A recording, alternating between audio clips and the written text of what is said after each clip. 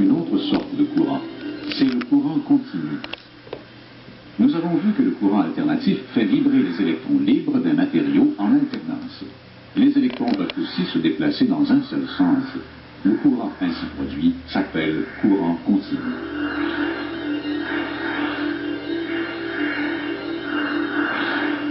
Les piles sèches ou encore des batteries d'accumulateurs comme celles qu'on trouve dans une automobile produisent du courant continu.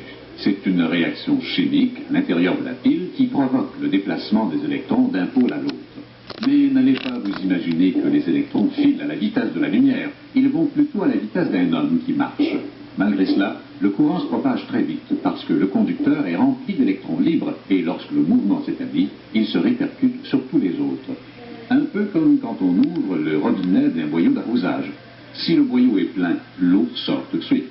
Mais cela ne veut pas dire que la goutte qui vient de passer le robinet est déjà arrivée au bout du conduit. Elle n'y parviendra que plus tard. Les appareils électroniques, comme les téléviseurs, les magnétoscopes, les micro-ordinateurs, ont besoin du courant continu pour fonctionner. Ces appareils possèdent d'ailleurs des dispositifs pour transformer le courant alternatif en courant continu.